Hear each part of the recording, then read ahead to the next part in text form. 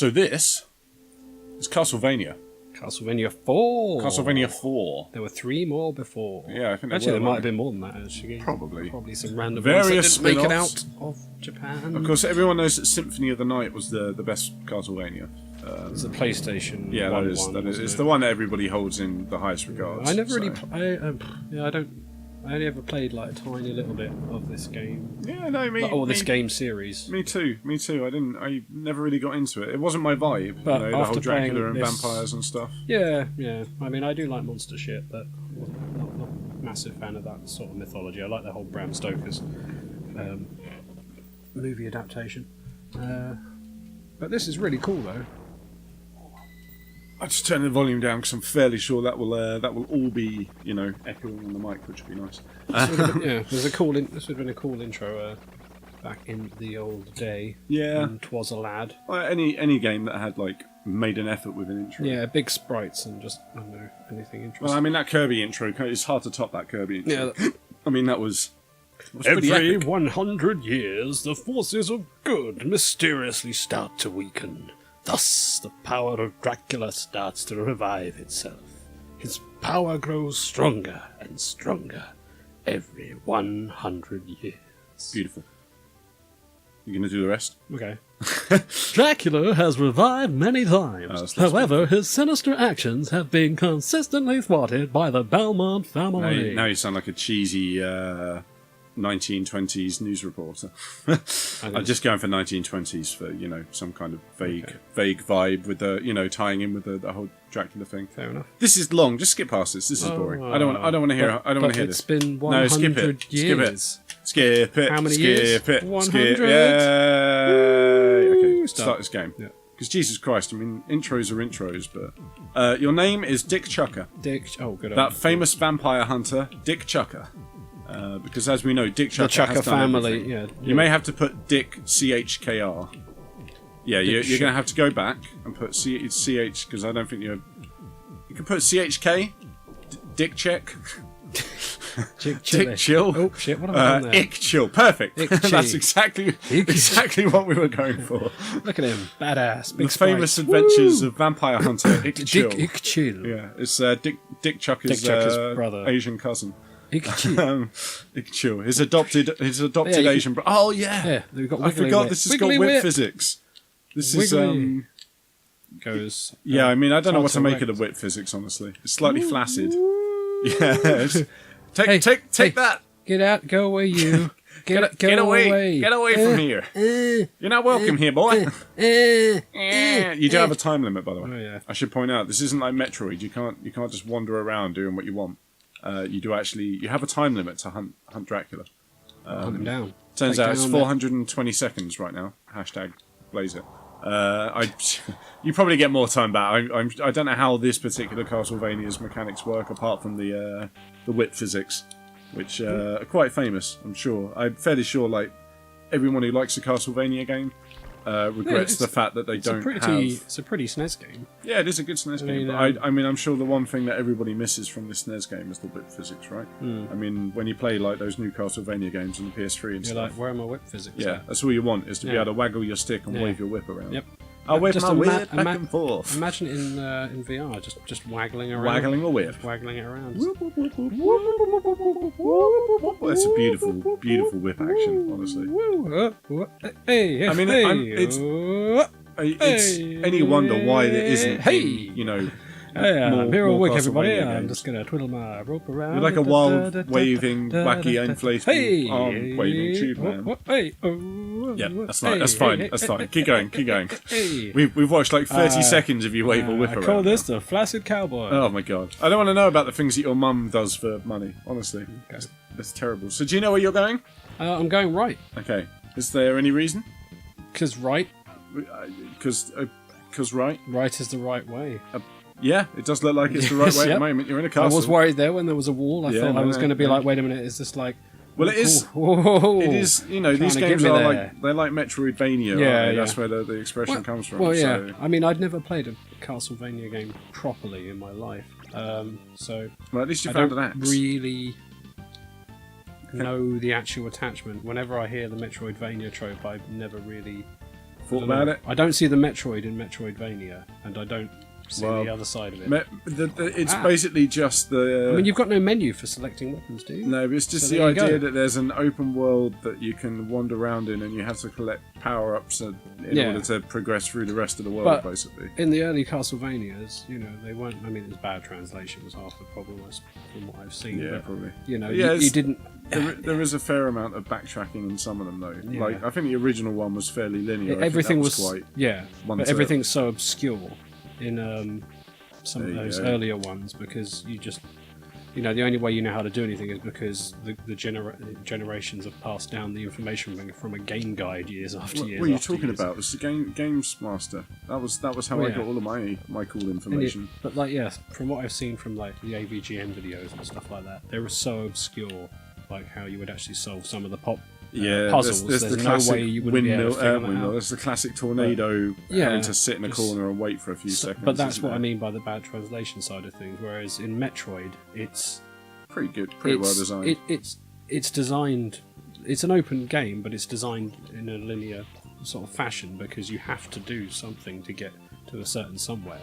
I mean, there is a little bit of backtracking left and right until you realise you've comes from just finding upgrades for Samus, like health upgrades and shit like that. But from what I've seen of the Castlevanias, I've never seen any of that aspect. No, there is some of it. There's like upgrades and bits and pieces like that. So. Other than the really weird... But I expect that depends on which Castlevania you play, right? Cause I've never seen anything of the PlayStation one, which is probably I'm fairly one sure of the ones that makes use of the Metroid trope, It's probably the most perfect example, to be fair. So. Which is kind of daft. Speaking of Metroid, though... When that game would have come out. I have been playing Metroid 2, the remake on my that did look cool. It's good, I did really enjoy, obviously, Gavin says, replaying through Super Metroid again, because it is a really, really good game with a really great sense of atmosphere and, Oh shit! I didn't even realise your health was that low. You can run around. I'll take over for a minute. But never. I mean, I always thought it was a really good game, but I never realised how good of a game it actually is. Man, it's like perfectly designed. To look at it, from with like a design eyes in mind, kind of thing. It has such a good atmosphere. To it as well, I mean, it's basically Aliens at the first like 20 minutes of the game. It's basically just like going through the motions in like Aliens, just without a bunch of Marines beside you. Come on! Oh my god! Did you see the news today about Aliens Colonial Marines? Just to date this video. Really? Basically, why? So I'm going to explain this from a developer's point of view. How is there news about Aliens Colonial Marines again? Shut up, and I will tell you. Did Randy Pitchford get his dick out and go crazy and just shut up. You always do this. When I've got something interesting to tell you, you're just like... Start talking about Randy Pitchford's dick again. You always talk about Randy Pitchford's dick. Like, do you know why? It's because Kim Justice did a video about how much he wants to suck it. Right, I got it. No, basically... I'm going to explain this from a developer point of view. Somebody found that there was Jim Sterling. Shut up. Somebody found there was a typo in one of the config files for Alien Colonial Marines. What did this typo fix the whole game? Sort of. Really? It was. How much? So the typo was to do with AI. Oh fucking hell! I dropped from the platform. AI tethers. Basically. I know the AI was a big problem. It was. It's to do with AI tethering. I only played it for about an hour. And the typo basically meant that the AI weren't using the environment properly. And by fixing it... Oh, you son of a bitch! By fixing it, they found that the AI have started to, for example, use like the vents when flanking and attacking and like would do proper attack patterns in squads and stuff. What about the human AI? Because that was a bit derpy. Oh, probably the same thing, to be fair. I don't know. But, this typo, it's in a config file, and it's an Unreal thing. That stairs is really annoying. And what it is they've got these things called class redirectors, and, like... Excuse me, you're basically telling the engine to use some code from one place instead of another place. Oh my god. The typo meant that it was just not using the code that it was supposed to be using, so it was just using no code instead. Okay. So they changed this one letter typo. Yeah. And all of a sudden, all of the AI started not working perfectly, but behaving way cooler. Yeah, behaving way cooler than it was previously, basically. These floor panels, fuck you, honestly. There we I just go. find it, who discovered this? Modder, I think. Yeah, I would assume basically, it's much, it went on sale on Steam for like £2.50 or something last week. So like 4 people bought it, I think. I've got it. I just find it funny. I've got the limited edition Game of the Year version. That's a testament to how quickly that was abandoned as a project. Yeah, I know. I mean, I know it was developed by 6 different outsourced groups or something like that, wasn't it? It's waggling my chain. Yeah, probably. It was Gearbox. It's Gearbox and and it Iron was Galaxy by and a couple of other companies. 3 other. At least I'm sure it was at least 3 other companies worked on it. Probably. I feel boss fight. Some of that might have changed hands in places. I don't know if I'm ready for this. But I know it was a very rocky and. Okay, so anyway, I've got daft. the game. I've got the limited edition Game of the Year version of it. Just bear that in mind. See, I was really like. Wait. Can I ask you when you think I bought this limited edition Game of the Year version? Oh, I think I know it was relatively shortly after, even though it's a stupidly low price. It was release. It was about 3.5 years afterwards. Oh, okay. So that limited edition part, yeah, really valuable. Yeah.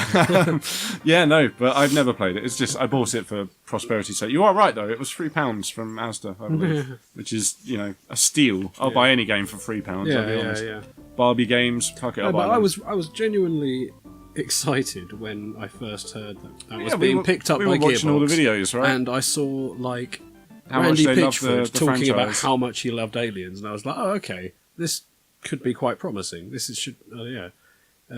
I think everybody felt that way. Yeah, I kind of felt that way about Brink, which is ironic given the fact I now work for Splash Damage as well. Yeah, I mean, I just feel like that was badly represented. Oh, it was. It fully was. That's the thing. The stuff that they put out, and not in terms of game footage, but how the developers were talking about the game, and they were very much building a world, but the game felt like it had no world. Just like that. That's the only thing that was my fault for misinterpreting. Oh yeah, it's classic misinterpretation. It was. It was expectations management kind of thing. I'm sure if we went back and watched the video, they will just be talking about the mechanics of the game, you know what I mean. They won't be saying, "Oh yeah, there's an epic story," or they did do a good job from linking, just having multiplayer matches and linking them together in that sort of cinematic aspect, which you get little touches of in Call of Duty and Battlefield at the end of multiplayer matches, where you just got a little cinematic sequence that kind of links something, or these guys have won, these guys have lost. Blah, that was blah, relatively new at the time. That was a good concept. But when you went into it thinking there was more of a single player to it, that was kind of disappointing. It played incredibly well and had an interesting art style, and the unlock system was really good, because they just gave you a fuckload of guns, and then there was a fuckload more guns you could unlock, and everything that you earned was just augmentations for your weapons. It was very simple, and they had a good simple skill tree for the 3 basic character archetypes that you expect from those sorts of games, and it was a very competent game, but I was expecting more of a world to it. Just from what I saw beforehand. From the stuff it's because they did so many cool CG trailers and stuff. I think that was part of the problem, right? They painted a picture of all these cool characters and stuff, but they were just trying to sell you that on you could the be concept. one of these cool characters. Sell you on the concept of the why you were fighting and what you were fighting for at the end of the day. But which is good contextualization for a marketing campaign. The thing I remember the most about Brink is I used to love the guns that had really high fire rates. And you could have proper rat-a-tat-a-tat. Yeah, if you fully modded a gun just to go for fire rate, when you shot at the characters, they would basically bend 90 degrees over backwards, from flinching from bullets and stuff. It was kind of funny, but it did also look a tiny bit broken. But at the same time, I've now met pretty much everybody who worked on that game. That's the thing. And I can tell you that they're all massive first-person shooter multiplayer objective fans. Yeah. Which, you know, is unsurprising when you look at the game at the end of the day. Yeah. But you know what else I did find out? What's that? Dirty Bomb, the game I worked on. It turns out that's like the 36th most popular game on Steam. Oh yeah, I saw that file you were looking through. Crazy, right? I didn't even realise people. You know, I thought maybe a million people. Was it played 55 million people? Well, I know. I don't think it was. I don't think it was that high, but it was. Oh no, that was like one high, of the super high ones, wasn't it? It was a very high number though. It was like, I don't know. It was like 6 million people have played it. Which Yeah, because like the number drop off because you had like Team Fortress, Counter Strike, yeah, PUBG, all the Half-Life. Valve titles were freaking. You know what? You know what really surprised me? Millions, but they're all bundles. I know. You know what really surprised me? Unturned. Yeah, Unturned. Yeah, that was 13 million. It's like third most popular game on Steam. Yeah, which is it's free and it's a very competent. Yeah, and that's fine. Considering it's made from, like, but I had never heard of it like before we played out. it. If you know what I mean. Yeah, And even when we played it, I think it had been out for quite a long time because the version we played was like version 2. I think they're on version 3 now. I'm not sure. Yeah, it was a cool game. Yeah, it was, and I'd be well up for playing it again, honestly. Because oh fuck, I'm missing everything. We need to go and do the Russia map because that's got like all the quests and shit in it. Yeah, right. And like, you know, it's a slightly different game, and obviously I'm sure there's been plenty of updates and stuff. We are going to do Russia though. I mean, at the end of the day, you wanted us to go and hunt down a bear for you. Yep. Well, no, I didn't. No, Russian. Filovsky, the Russian version of you. Yeah. He wanted us to go and hunt down a bear. So, like, I mean, granted, we were flying to Russia in a flying car. So, I mean, contextually, it could take this long to get there. Like, if we've got no sat navs, no navigation, Could get a bit lost. Yeah, you know, I don't know what kind of fuel was in that car either. Like, I mean, flying a car could be dangerous. Maybe like it goes through time as well. Maybe like we end up it's definitely lost in time. Definitely possible for a rainbow reasonable justification and contextualization exactly of anything. Right. There could be all kinds of reasons. Could be a for time traveling flying car. It could just be that like it could just like go to a destination and do a bit of time traveling in between, and like, you know, the people riding in said car may not ever even experience that. Yeah, we may not even know about it. Yeah. I mean, as cool as you know, they could like, you know, be driving from, you know, Bookham to London, and like halfway into the journey, like everything goes black. They don't remember anything, but actually they've gone on like some amazing adventure through time, fighting like Romans and dinosaurs, and like going into the future, into space, and there's just like a big Death Star thing that explodes with a Tyrannosaurus Rex. You know, I think you thought into this way more than I have. But the thing is, you wouldn't honestly see any of that really cool shit. Look, in the they'd time just we've be been saying driving this, to I Russia. died. Okay, poor Exactly. Ig Chill has gone to the grave. He's finished. It's over for Ig Chill. There's a password though if anyone else wants to play it. So let's play something else though, shall we?